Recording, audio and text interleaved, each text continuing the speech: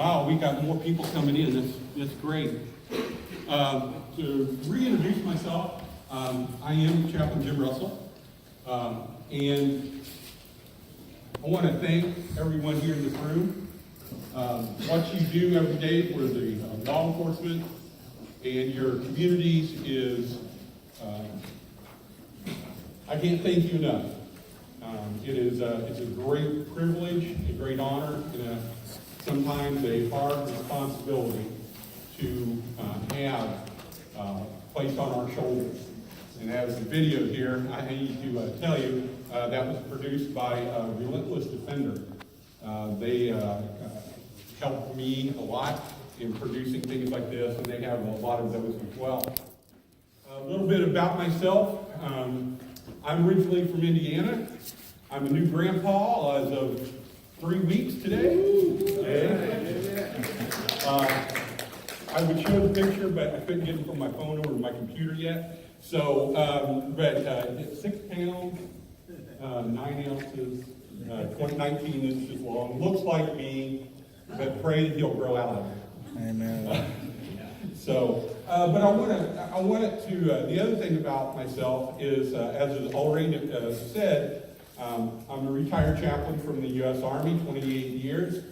I was asked by the Army to develop a course on self-care for first responders, for the chaplains, and for the medical personnel that I was in. I was in the largest brigade. I was the brigade chaplain. Anyone in here know what that is? 1, 2, okay. If you were in the Army, you understand. I had 6 chaplains under me when the Fort Hood shooting back in 2009 happened. And our commander, we were having a lot of burnout. We were having a lot of people just quitting. We had wounded warriors. I had 1,595 wounded warriors. Now, I have that number embedded in my head because my commander at the time said, Chaplain, we have 10 suicides this last quarter. My staff is working 24 hours a day. We did not take a day off for 9 months. We had suicide ideations every day at the beginning. In 2008, he said, Chaplain, what do you think he said? Chaplain what? Fix it. What? Fix it. Chaplain, fix it. Okay, well, let's see what we can do. Well, so we came up, and I came up with this program for all of them, and our suicide rate and ideations went from 1 a day within a year's time to 1 a month. Which I say that not because of me, I say that because the people who took these classes and took this class put it into their lives, and they were able to actually get over some of the stuff they were having. Okay? This flag right here, we don't just take care of the police. You know, when we're out there, we don't know what we're going to be going into. It could be the dispatchers, it could be the firefighters, EMTs, correctional officers. But most importantly, you as a chaplain as well. All right, this is a class participatory item here, so I'm going to need someone. Does anyone know what this picture is? Anyone at all? What? You're close. You're close. You know what? You deserve a mint for that one. You know, Wheel of Fortune. I need Vanna. Oh, okay, you can't catch. I'm not going to throw anything to you. All right, anyone else? Can anyone else tell me what this is called? Well, how did you come up with that, sir? You highlighted it. I highlighted it. You know what? You deserve a mint. All right? All right. Oh, you can catch. All right. Good job. That's right. This is the Wheel of Life. Hey, I'm from Texas, but I'm going to take off my hat. That was just to prove I am from Texas. Okay? There's Texas and then everyone else. All right. All right, and I have some other Texans in here, so they'll back me on that.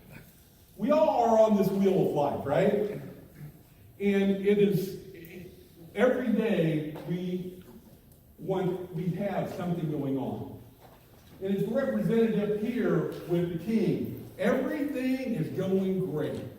All my bills are paid, my kids are healthy, I've had a good day at work, my wife's got dinner on the table, my wife wants me to fix dinner when I get home, and that's okay. But how many who has never suffered a loss in here? No? Anyone ever lost their keys? Okay, everyone suffers loss in some way. All right? Because we're life, and the moment we start breathing, we start losing life. Okay? No matter how long that is, we don't know how long that's going to be. Well, any type of loss causes suffering. Now, when I lose my keys, that's the one thing that I cannot handle is not knowing where my keys are. I panic, and I can actually suffer. Okay, it's not as funny as I thought it would be. But, we all have suffering. And suffering is different than pain, isn't it? Suffering is different than pain. Pain we can take a Motrin for. That's what we take for everything in the Army. All right? Yeah, it's called Ranger candy. But Motrin can only take the pain so far. But suffering, there's only one way to get over suffering. And that's hope. And your job as a chaplain is to bring hope into a hopeless situation. Anyone disagree with that? Okay. So, we want to get hope so we can get back up here. Anyone know who Viktor Frankl is or was? Okay, sir, who is Viktor Frankl? He's a mental health professional that developed some therapy that had something to do with, like, if you were afraid of spiders, you might get put in a room with spiders. You can cope with that a little bit better. Cognitive behavioral therapy. Okay? Well, Viktor Frankl was also in concentration camps in Germany during World War II. And he had a theory that there were three types of people. There were thrivers, there were dyers, and then there were those who gave up hope afterwards. Now, the ones that came with hope, what they would do is they would say, we're going to get through this. And the thrivers would come along and they would come along and say, we're going to get through this together. We're going to help you get together. We're going to bring hope. They had hope for the future. But after time and time again of seeing their loved ones, their friends, those who were acquainted with them, be killed, the thrivers actually became the dyers. Even more so. Because they were what? Holding on to everything that everyone was giving to them. He said, that which gives life must endure burning. Now, have you ever seen someone have burnout? Anybody? Okay, ma'am in the yellow, what did that look like? What did that look like to them? Loss of hope. Loss of hope? Confusion. Confusion? Lack of concentration. Just everything was discombobulated. Nothing. Okay. Unable to take a step. Unable to just go do simple things in life, like remember to eat. Where they're supposed to be at. Just told they're just lost. Okay, I'll get you a minute, okay? Remind me if I forget. All right. There are three ways that you can have burnout. I'm going to talk today a little bit about the burnout, and I'm also going to talk about compassion fatigue. Some people burn out and their flame just goes out. Some people burn out and they explode. And if you've ever seen someone burn out that explodes, these are the ones who come into your lives and drag you into it as well. And it's your fault, and they blame you. So we're going to talk about warrior fatigue. You all are warriors. I want you to remember that. Say that with me. You're all warriors. I'm a warrior. I'm a warrior. Okay. You can have burnout, compassion, satisfaction, which is what I gave you just a minute ago. If you did not get one of those handouts, let me know. Who did not get a handout? Okay, could I have someone hand these out, please, then, please? What do you think compassion fatigue is? Give me a definition.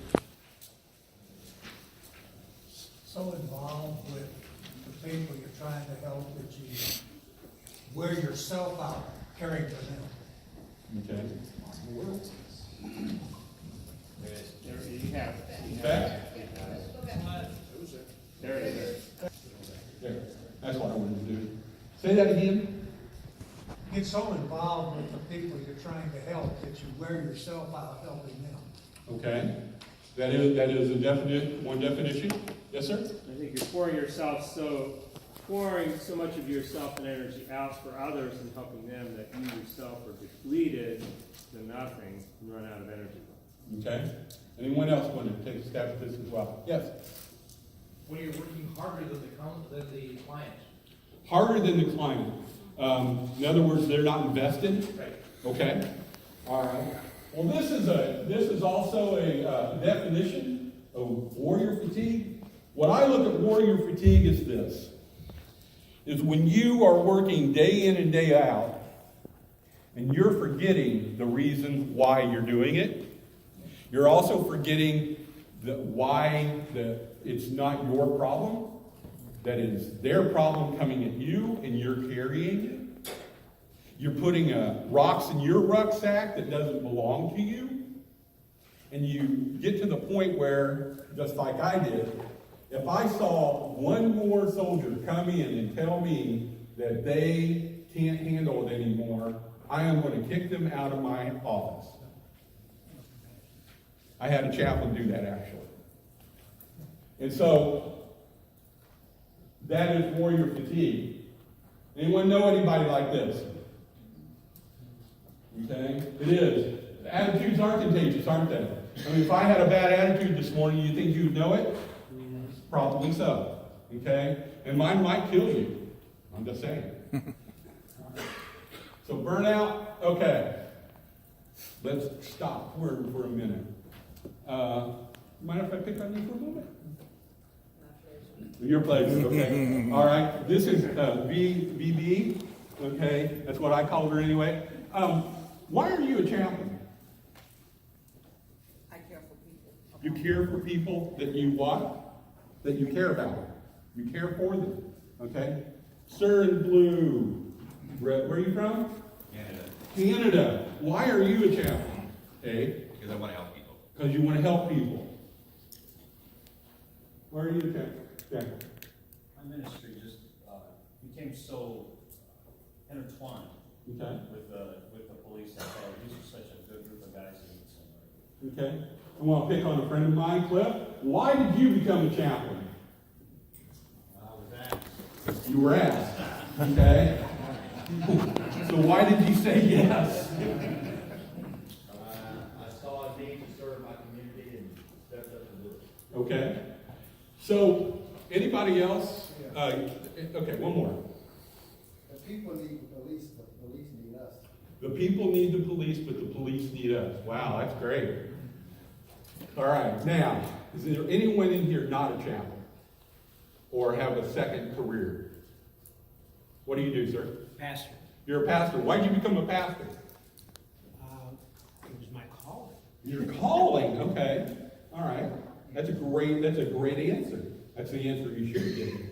So, anybody else got something other than pastor or chaplain that you do in your life? Yes, sir. I'm a criminologist. You're a criminologist. Why did you become a criminologist? I love the challenge of solving a puzzle. Okay. Challenge solving the puzzle. There was someone back here in the back that did something different too. Yes, ma'am. I'm a pilot. You're a pilot? So why did you become a pilot? Don't you think those things can fall? Because Murdoch was my hero and I had no option except to follow in my hero's steps. Wow, okay. All right. So I asked this class one time and I had I had a gentleman in the back who said, I said, so what do you do? He says, I'm a fireman. I said, okay, so you do sleepovers. I said, so, but he stood up on me, he was bigger than me. He said, I'm a fireman. I said, well, that's great. Why'd you become a fireman? He said, chicks love firemen. I said, okay, all right. So why did you stay a fireman?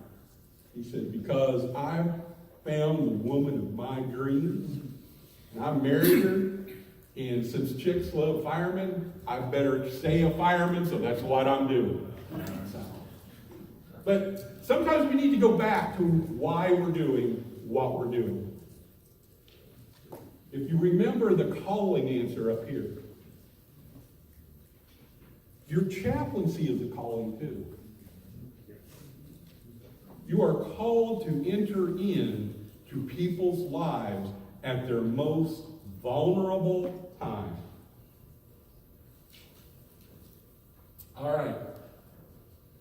The synergetic effect of holding on to everybody's stuff. Primary trauma.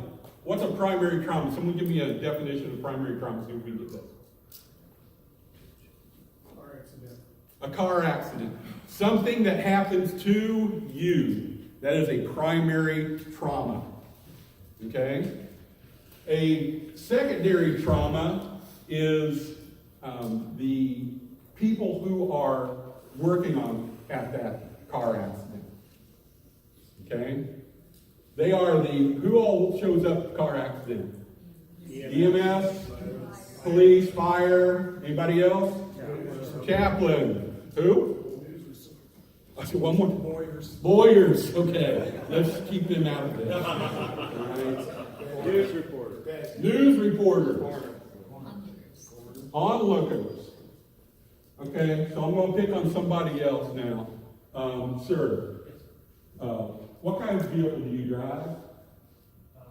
GMC Sierra, A GM, what year? 16. 2016 GMC Sierra, what color? Iridium gray. What? Iridium gray. We're going to go with gray. Okay. All right, so you own a 2016 green Sierra, gray Sierra. Okay, where are you from, sir? Bay Minette, Alabama. Bay Minette, Alabama. Okay, right down on the coast. All right. So I have a Ford F-150. Okay, and let's say that I've been on a call, and I'm one of your chaplains. I've been on a call all night long. And I haven't slept much.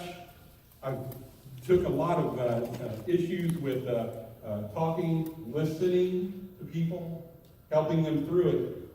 And you're coming at, where do you live again? Bay Minette. Okay, what street? Newport Parkway. Okay, stop right there. Always remember situational security. You don't want somebody in here knowing where you live. I already know what's the problem. All right? You probably drove up here, didn't you?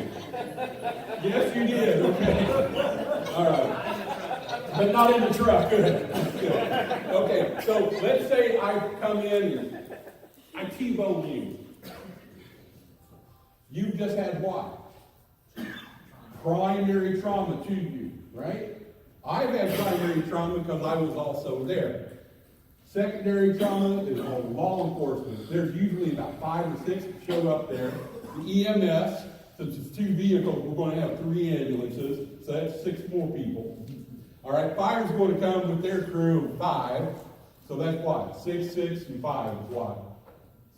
17. Thank you for my math majors in here. All right, so 17. They're going to load me up, going to load you up. They're going to take us to the first trauma center, right? In that trauma center, they're going to come in. There's going to be a doctor, x-ray, nurses, other EMS. How many people do you think is going to see you from your primary trauma? Usually about 28. People who have seen you and have treated you, and they've got primary trauma. And the operational stressors of being in law enforcement, what does that do? They just left from your, what, trauma, where they were secondarily traumatized, to what? Another trauma. Another trauma. going into someone's life at their most vulnerable moment. And it just builds and builds and builds, doesn't it? That's why we have burnout. That's why we have compassion fatigue. Now, I can help somebody with compassion fatigue, and so can you. If you take what you're going to learn today back with you, and you can help yourself and help your departments. Some of those markers of compassion, a warrior or compassion fatigue. Anybody go by this one, no pain, no gain? Never heard that? How many of your officers go by that? No pain, no gain. Right? They're at the gym every day, aren't they? Pumping it out. That's not me. All right. Cognitive markers, intrusive thoughts. How do you know someone has warrior fatigue or compassion fatigue, intrusion thoughts? What's an intrusive thought? Lunch today, right? Memories of the previous incidents that just keep popping in your head. Okay, memories that keep popping into your head. Okay, anybody else? About thoughts of harming self or others. What's that mean? What's that mean? Suicide. Can you guys all say the word suicide for me? Suicide. It's a word. You can say it. It's not going to make someone commit it, okay? So when you're talking to your officers, use that word suicide. All right? Don't say, are you going to hurt yourself? Because a lot of them are already doing that anyway. All right? Suspiciousness. How many of you are suspicious of other people right now? All right? It's almost a daily thing, isn't it? We're told, be on what? Your head on a swivel. If you see something, say something. We hear that all the time, and it wears on us, doesn't it? Other markers, emotional markers, feeling powerless, having anxiety and fear. Is there anything with anxiety wrong with it? Is there anything wrong with anxiety? No? There's some good anxiety, isn't there? I was really anxious when my grandson was being born. I even got to be in the room. I had to step off to the side because my daughter said, Dad, now wait, okay? But I was in the room. That's pretty cool. And so, but I had some fear. Anger and irritability. Do you know anybody that has a lot of anger? Okay. What are they angry at? Right there, gentlemen, black long sleeve shirt. What do you think the officers are angry at? You, right there in the middle. I'm looking right at you. Glasses. Right there. Yeah, you. I'm wearing a blue shirt. Oh, blue? Okay. Wow, okay. Looks black to me. Someone give him a camera. All right, go ahead. I'm sorry, I got one of those mental disturbances. And Okay, intrusive thought. Okay. That's why I picked on you. Okay. What are officers or your officers, what do they get angry about? I think they get angry when they see crimes to children and abuse of children. I do that a lot. Okay. Also, sometimes women that are unable to defend themselves, especially like elderly women, and there's elder abuse. I've seen them angry with that too. Okay. All right. Do you get angry at any of Oh, that? absolutely, yes. Okay. All right. How do you take your anger out? How do you get out of it? I rant a little bit to my staff, and then I'm okay. Rant to your staff. Yeah, I'll talk to my staff. I was Wow. frustrated, and then everything seems better after that. Was it their fault No, that absolutely. you got angry? No, but then they get angry too, and I feel better. Oh, okay. So we're all just one big angry bunch. Okay. All right. Shame. All right. How many? Okay. So you say you get angry, and thank you for sharing that. All right. You didn't have to, and I appreciate that. That's part of your sacred story. All right. And I'm here to listen to people's sacred stories at any time too. If you need someone to talk to.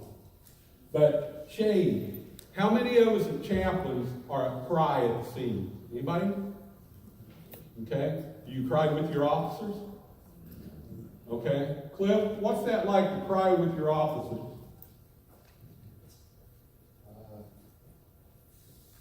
Hard, that you're not supposed to be able to, I mean, they're looking to you to be the second one, Uh-huh. and to be the one to encourage them, and sometimes it's just overwhelming, yeah. Okay. So the officers are looking at you to be what? more than human, aren't they? I can't handle this notification, go get the chaplain. Oh my goodness, you know, this car wreck, we've got 2 or 3 fatalities. Go get because the chaplain can handle anything. Mm-hmm. But we have shame. You know what shame does in relationships? Builds walls, doesn't it? From my faith tradition, going all the way back to the Garden of Eden, what were they guilty of eating of the tree of good and evil? That's right. Were they ashamed of it? Says so right there. Shame built a wall between who and Adam and Eve? God. So we've been doing this since the dawn of our creation. Behavioral markers. Poor sleep. Now, I'm going to tell you right now, I had poor sleep last night. I was a little anxious about coming in and teaching this class. Well, I'm honest. And so if you see me fall down, I do have narcolepsy. Okay? I wanted to be a stand-up comedian, but the doctor said, no, you better just go ahead and lay down. But poor sleep. How many hours of sleep should you get a night? Anybody? 8 hours. That's optimal. How many hours of sleep do you need just to function on a daily basis? 5 to 6? Okay. Unless you're crazy and you can do it for, all right. In combat, and our officers do this. They will go 24 hours and have no more than 4 hours sleep, sometimes 48 hours on 4 hours sleep. Now, is that safe? No, it's not. And do you know that in some states, and I think it's most of them now, that you can be ticketed for not drunk driving, it's impaired driving, which can be a lack of sleep or Sleep deprivation. Sleep deprivation. Think of it. So, appetite changes. Anybody know this one? What's self-medicating? Alcohol. Drugs. You know what the most abused drug is in America? Caffeine. Ice cream. Coffee. Yeah, thank you very much. I appreciate that. Rocky Road. All right. And actually cookies and cream later, okay? Oh, you know, I forgot her mint too. Wow. After that, you know, here, pass through down, all right? I can smell you. I mean, you know. Did you get one here? Oh, that's right. You did a minute. Those are testaments, all right? But the number one substance abuse in America today, Caffeine. and especially with our young officers, is caffeine. Red Bull, what's the other one? Monster, Rip It. Take 5. What's that? 5 hour energy. 5 hour energy. Okay, I'd rather do the 5 hour energy though. If they're going to do it, I'd rather have that. Now, in the military when I was deployed, they used to give us these little cans of Rip It. Rip It has, it's about 8 ounces. It has as much caffeine as the big monsters. And I want to tell you a little bit about self-medicating. Self-medicating comes back up here to doing what? Sleep. All right, we don't sleep well. The next morning we get up, we have 2 or 3 cups of coffee, then we go ahead and get ourselves a Monster. Oh, I'm on duty, so I got to get another one, put it in there too. So now I'm drinking 2 to 3 cups of coffee per can, and I've already had 6. It takes 8 hours to get the caffeine of 1 cup of coffee out of your system. 8 hours. Now, with that 8 hours, if they're only getting 4 hours of sleep and they're working 16, 18 hours, do they ever get it out of their sleep? No. My son got addicted to these, and he was drinking 2 of the big monsters from noon till 4 o'clock every day. Every day he developed a heart arrhythmia. He's now, he's disabled now because he can't work as hard as what he used to. But he does have a job. Thank goodness he still was in his company, got him to that. And he had to get off caffeine. He can't drink any caffeine now. So, and that's hard to do, but he's doing well. All right? Anyone know this one? Is that a positive statement? Now, what should have that said? It's always darkest before the dawn. That's right. All right. All right, spiritual markers. Here's where you guys can come in as well. Decreased sense of hope and purpose. That's why I wanted to know why you became a chaplain. Because our hope and our purpose, sometimes we have to go all the way back to the beginning of why we started. Anger with God. Anybody ever had an officer you be angry with God? Yeah. Let's see. Question prior beliefs. Loss of compassion. Also comes in, nothing phases me. I've been doing this for 20 years. I can handle anything. PTS, I do not call it post-traumatic stress disorder. I call it post-trauma stress. We all have it. Every one of us who has been involved with a trauma has post-trauma stress. Doesn't mean we're going to have PTSD. However, there's another one. It's called a cumulative stress reaction. That's another term that's being used today. And then I'm going to go into a little bit of, I didn't get on the slide, moral injury. Moral injury. Moral injury is that, it's like PTSD, it's under the DSM, under a subheading now, that moral injury can be diagnosed. The difference between PTSD and moral injury, you, chaplains, you can help get the healing and a cure for moral injury. You can do that. It's through a process of forgiveness. I think we're going to have a class on that this week. Is that right? Yes. Okay. So I don't want to take from their thunder. The somatic effects. Rapid heartbeat, aches and pains. I've got officers that have knee pain and elbow pain and head pain and stuff like that. And most of them can just, if they would learn to relax, they wouldn't have those pains. In the military, the number one day for sick call was Tuesday.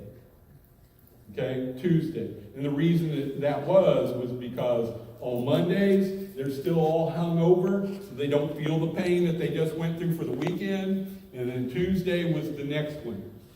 If you will watch your call-ins and call-outs, when people call out, Thursday afternoon, if you got someone who is consistently, when they have a weekend, they call out sick on a Thursday afternoon, or whatever day right before their weekend, but Thursday afternoons is the number one day when people will call in sick. Because they get a 3-day weekend. All right. Relationship problems. Anybody know that police officers have relationship problems? All right. Mistrust, protection of as a parent. When we went through at Fort Hood, when we went through the first shooting, I had a chaplain who he went to the hospital. I went to the staging area, and about 2 weeks after the shooting, he said, Jim, I'm going to take my son out of school. I said, why is that? He said, well, I asked the principal for their emergency plan, and they didn't have one that I liked. So I'm going to homeschool my son. I said, okay, that's your choice. And I hope for the best. Well, about a week later, I go into his office, and I see these 2 little feet under his desk. He got overprotective. Not only did he not trust the school, he didn't trust his wife, he didn't trust his neighborhood, and he was bringing his son to work with him every day. Now, his name was Bill. So I went in and I talked to Bill. I said, hey, Bill, what's going on? Tell me why is your son here every day? He said, because I can't leave him. I'm afraid. Well, Bill and I got together. We prayed together and went on. He got some counseling, and he got over it. But he had compassion fatigue.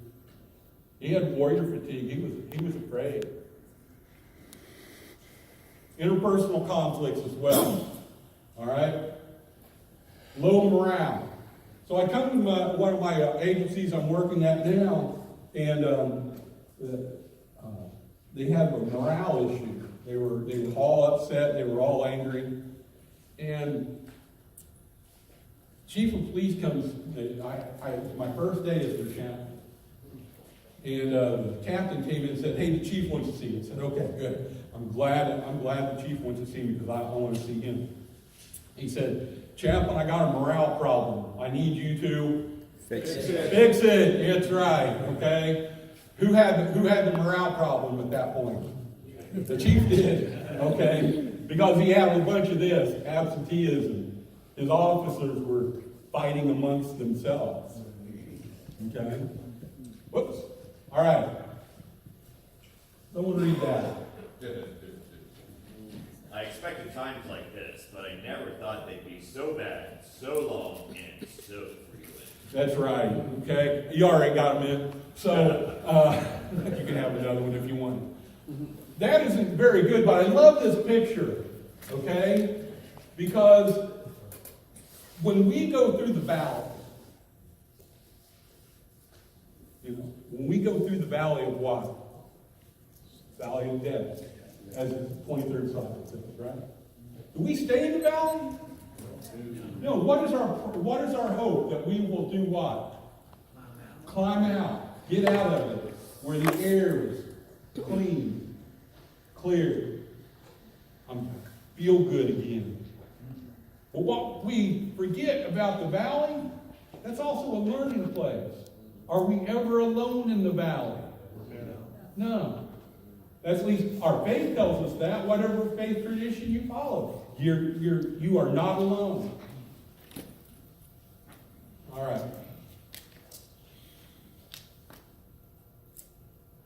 Okay, we're going to skip that. All right. Warrior fatigue. It's natural. It's predictable.